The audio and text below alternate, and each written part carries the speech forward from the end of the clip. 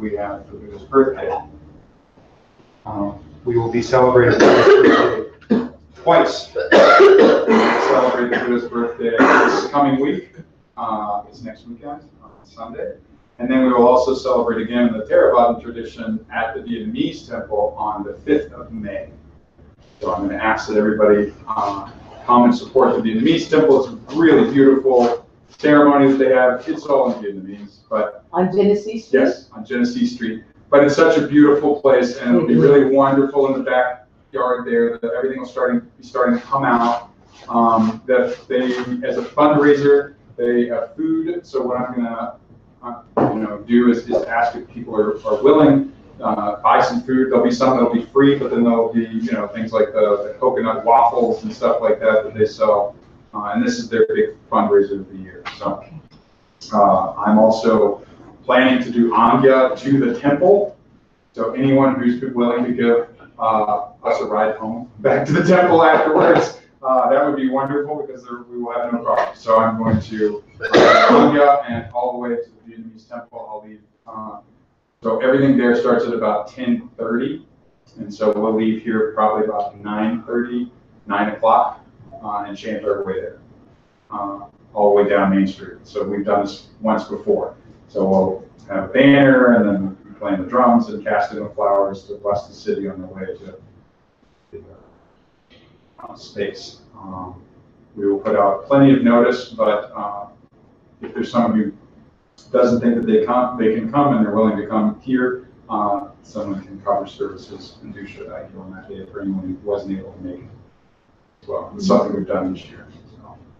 So, in leading up to the Buddha's birthday, I think it's a good time to talk about karma and causes and conditions, because it's said that the Buddha practiced over innumerable kalpa of lifetimes, being reincarnated over and over again as in a variety of guises, all with the eye towards becoming the Buddha, a bodhisattva in becoming. So it is within these causes and conditions that it's said that a vision comes to the Buddha's mother, where she sees a white elephant from heaven come and enter her right side, symbolically conceiving of the Buddha. And it is said in Buddhism that that when one is in any of the realms, heavenly realm too, including the gods and all of these things, that we are only there for a certain amount of time, and then eventually we leave there and go other places. And at times we choose to incarnate. After a while, I look at it as you get bored of being a god or a spirit or whatever, and you decide to reincarnate. And the belief is that even bodhisattvas who go to this realm will eventually come back to continue their mission. But what it makes me think of is all of the causes and conditions necessary in the universe for things to align for you to be born as a human being, generally. So the process of being born a human being mathematically is pretty difficult. If you consider the vast size of the universe and the amount of things necessary that have to all kind of line up for you, the human being that is sitting here today, to be here, are astronomical. It's almost supernatural. Every element that is created beyond helium and hydrogen was created because a star exploded. Whole billions of stars have exploded to create all of the matter of the universe. Billions upon innumerable kalpa, we could say, of stars have exploded to create the material and matter necessary for us to coalesce as human beings, which is even more improbable when you think of the vast size of the vacuum of space for us to inhabit on a planet that is water-based and that we were able to evolve through multiple generations to be here. That's a lot. That's pretty astronomical. Now you take that and couple that with how difficult it is to even come to grips or understanding of Buddhism, even to be exposed to it. Like, the odds of all of human beings on Earth of coming to this practice, well, that's even more astronomical.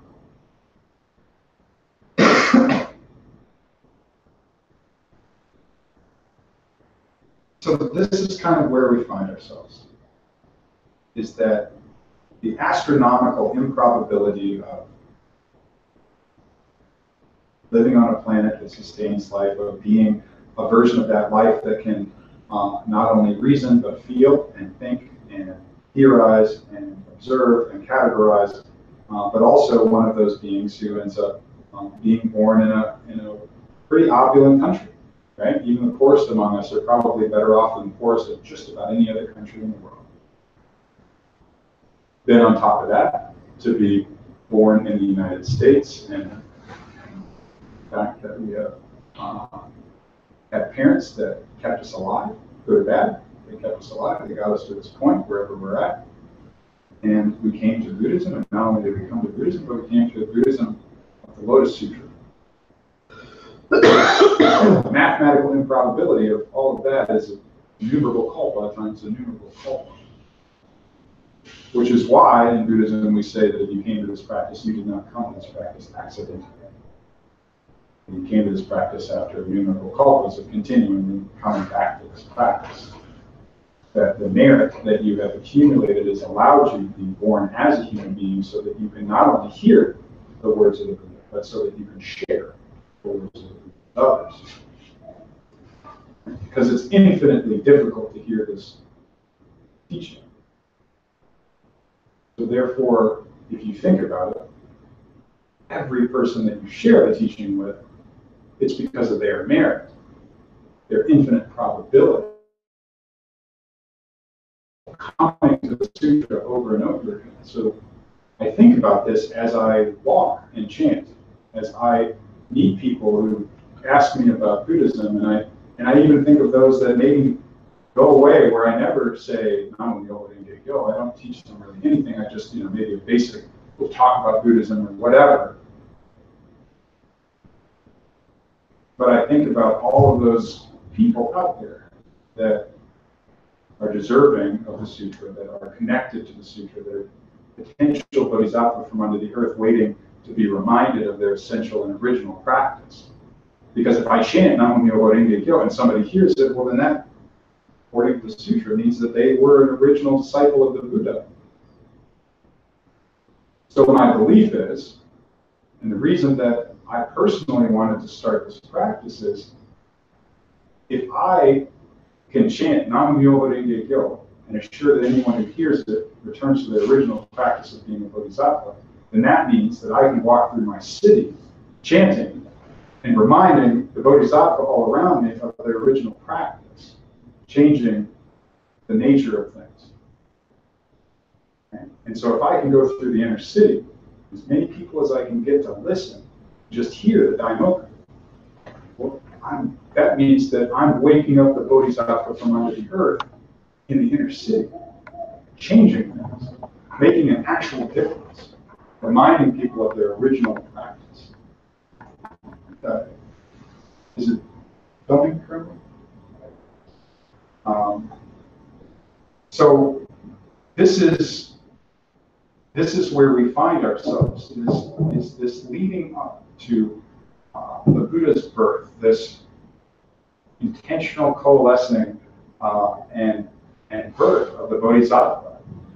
And as an original disciple, I feel that we are also in that realm that we choose these vehicles that we are in, that we choose the circumstances that we come into to teach us what we need to know in order to share the Dharma.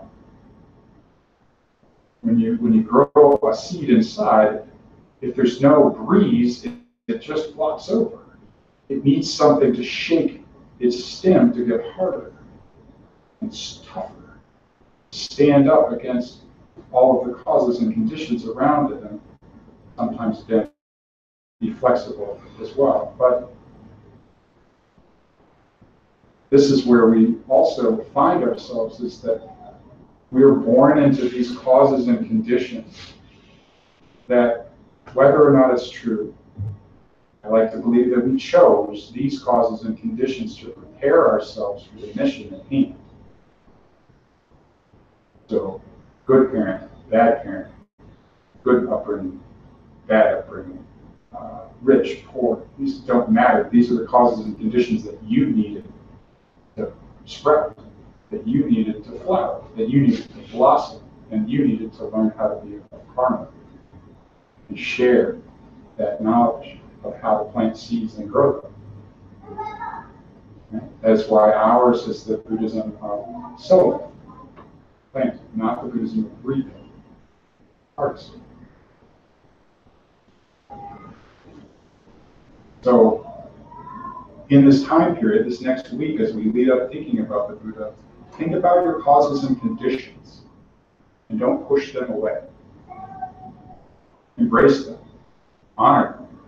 These are the causes and conditions that brought you here, which means that they were absolutely necessary for you to attain enlightenment. Don't push them away.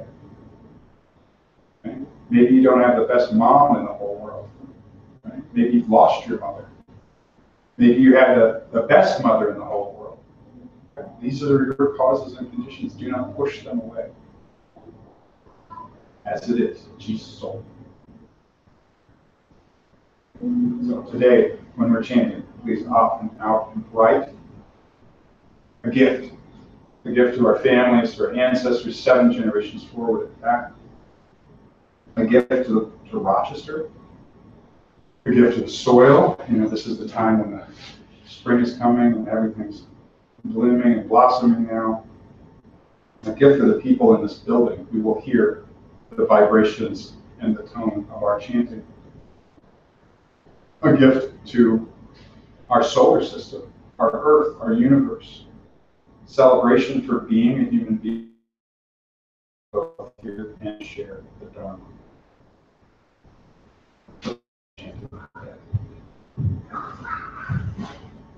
Please take a moment to gather yourself.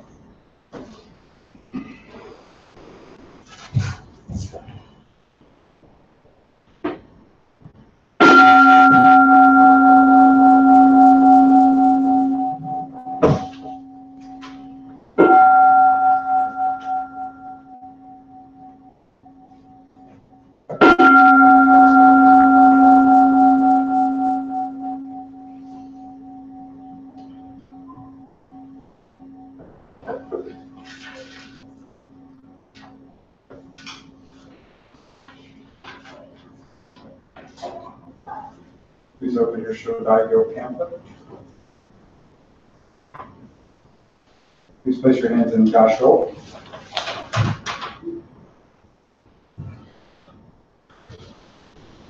Dry eye, Reverend Brown. Dojo Khan, perceiving the dojo. Know this place in which we now is a dojo, a place of Buddhist training. All Buddhas come to this place and attain perfect enlightenment. All Buddhas come to this place and turn the wheel of the Dharma. All Buddhas come to this place and enter into Nirvana. The 3 treasures. It is difficult to be born as a human being. I have now realized such a birth. To hear the teaching of the Buddha is difficult. I have now been able to hear it. I take refuge in the Buddha, Dharma, and Sangha. Amun yo renge kyo. Please place your hands and hold tight the deep cosmic round mudra. Today in your breathing meditation, really focus on allowing your spine to carry your weight and breathing with your diaphragm through your nose. Dojin, calming meditation, silent meditation to center and calm the mind and body so that we may chant the old Daimon.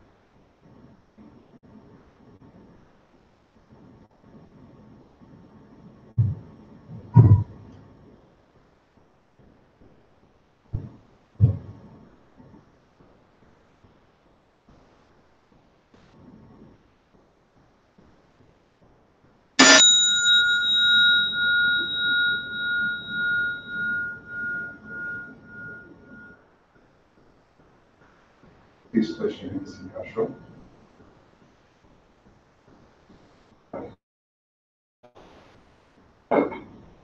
Dojo, chanting the old island. Amem Yoren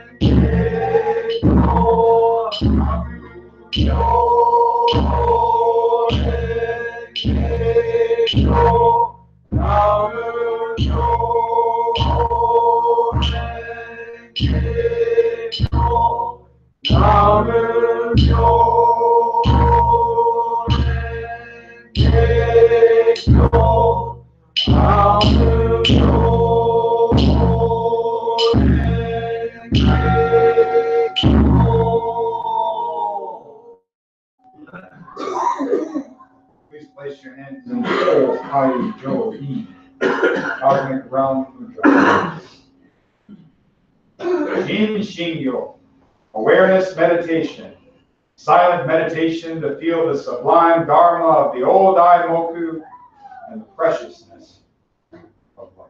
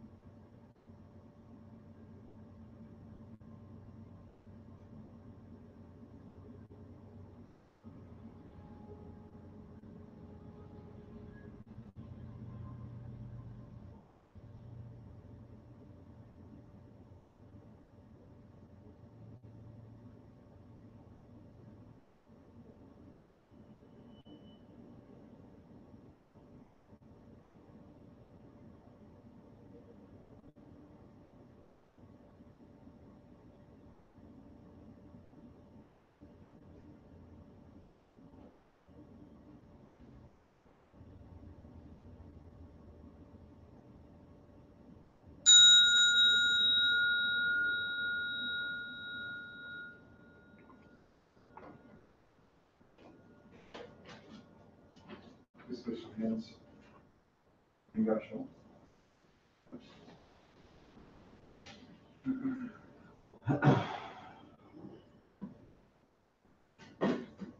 Today, though, we remember those in sickness and distress as well as those in memoriam. Today, in sickness and distress, we send merit to Ava Adams, Jack Malone, Kim Williams, Brigitte Doe, and Nathan Melissa Shaw. In memoriam, for this week, we remember Daniel Mayer, who passed away December the 1st, 2016. For Linda Mariano, who passed January the 1st of 2017. We remember Hideo Hasabe, who recently passed on April the 4th of this year. We remember Henry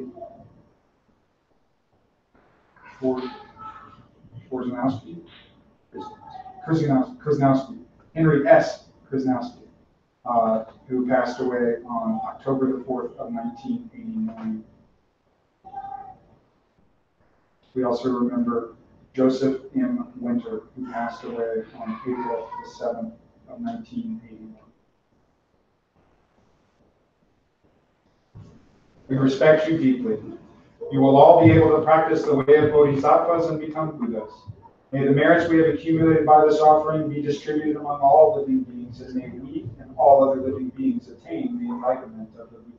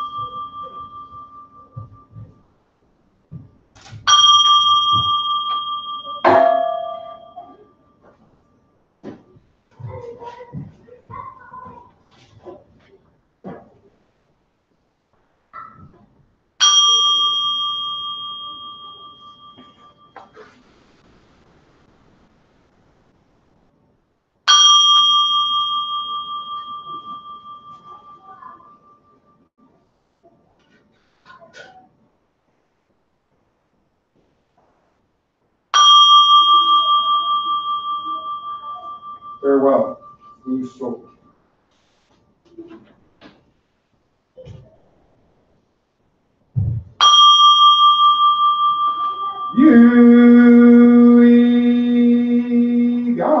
Shoeizan show.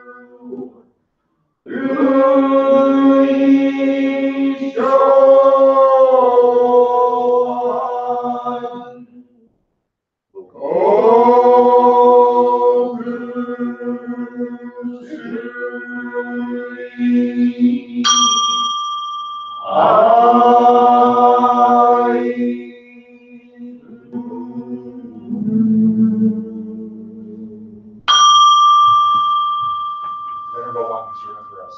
Be where you like and come again.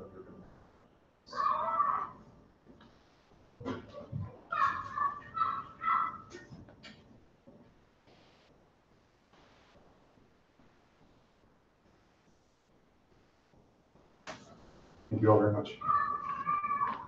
Chanted very well. It's wonderful to experience that with you. Take this feeling into your practice this week, and please try to share with others, even just a word or phrase.